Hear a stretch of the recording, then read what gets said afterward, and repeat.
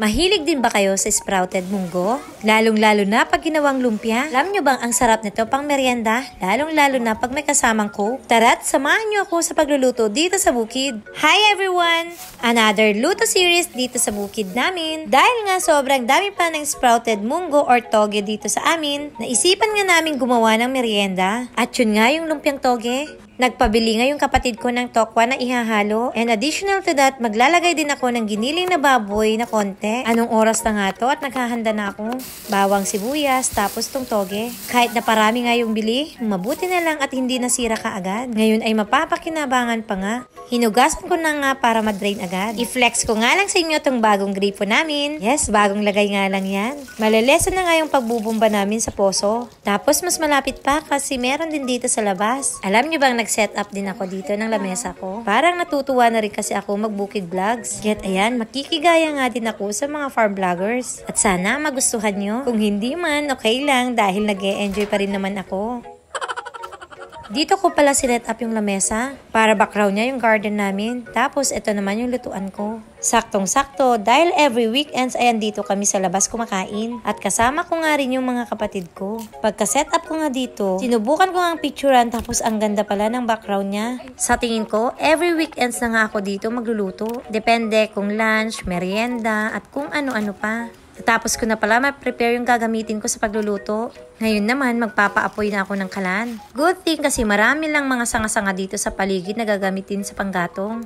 Mag-uumpisa na nga ako magigisa muna ng mga gulay. Alam nyo bang medyo pahapon na nga to? Kasi naligo pa ako saglit bago magluto. Kung napapansin nyo, walang mga bata dito sa paligid. Wala si ate, wala si Mimi dahil tulog sila. Sobrang dali lang naman maggisa. First, ipa-fry ko nga muna tong tokwa na na-cubes ko kanina. Hindi naman kailangan masyadong mag-brown. Actually, nagkamali nga ako dito. Dapat mauuna yung giniling. Kaya't ang ginawa ko, sinangkotsa ko muna ng medyo matagal-tagal. Tingnan nyo yung setup namin. Medyo maganda-ganda no? Para tuloy feel na feel ko yung paggawa ng bukid vlogs. Kagaya ni Kamangyan Vlogs. Fan na fan din kasi ako noon. At dahil nga nagugustuhan nyo yung farm vlogs ko, naisip ko nga rin magluto-luto na rin dito sa labas. So ayan, nagisa na rin pala ako ng bawang, sibuyas, tapos mga seasonings dito. Asin, black pepper, seasonings, tapos halo-halo lang. Akala mo ang daming lulutuin? Salyasi pa talaga yung gamit namin. Ayun nga, pagkagisa doon, nilagay ko naman na tong cubes na kamote. Mas maganda nga pag medyo maliit para mas madaling maluto. Pagkalambot ng kamote, ilalagay naman na tong toge. At kung sakaling may bagyo beans pa kayo, ay pwedeng-pwede nga nyong ihalo. At yun ay magiging lumpiang gulay na rin. Pwede din palang dried hipon na maliliit yung pangsahog. Alam nyo bang mas malasa yun? Yung sahog na yun ay pang budget meal. Sobrang daling lutuin nga lang to. Gigisa, titimplahin, tapos irarap lang. Pagkatapos maluto, sinalin ko nga lang dito sa lagayan. Palalamigin ko lang kasi ito ng konti bago irap. Hindi naman kasi pwedeng irap habang mainit pa dahil mabubutas yung wrapper. Katulungan ko nga dito si Kuya Allen pero ayaw magpakita ng mukha kasi nahihiya sila. Habang gumagawa ako dito ay feel na feel ko yung pagbablog talaga. Feeling ko nasa cooking show ako. Tapos may nagfi-film sa akin. Diba, isa lang akong feelinggera.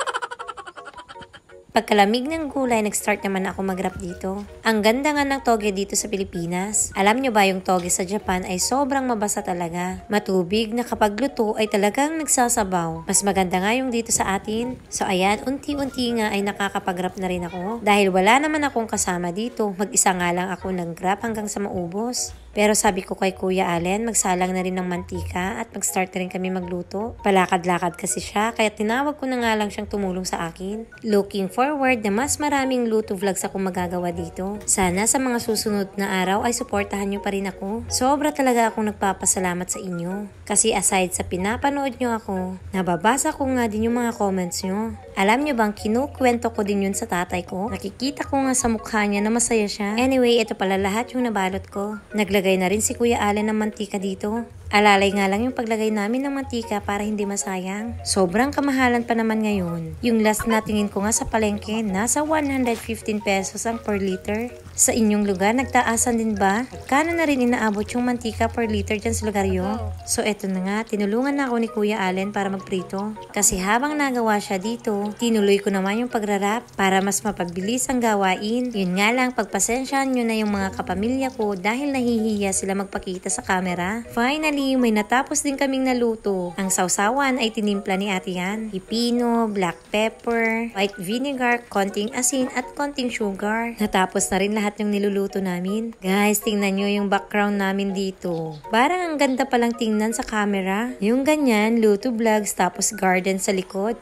For the tasting na tayo ng luto. Upon recording, nangangasim nga ako. Ang sarap kasi nung sausawan na ginawa ni Ate Yan. Siya, dahil gabi ko nga na-upload to, sabay-sabay tayong mangasim. Sa mga susunod na araw, especially pag weekends, include ko nga yung mga luto vlogs ko. Isa rin kasi sa passion ko ang pagluluto. O siya, kahit gabi na, ayain ko pa rin kayong, tara, kain tayo! Kaya't kung natakam kayo ng lumpiang toge, baka ito na yung sign para magluto naman kayo. Hanggang dito na lang muna ulit. Maraming salamat sa panonood. Hanggang sa muli!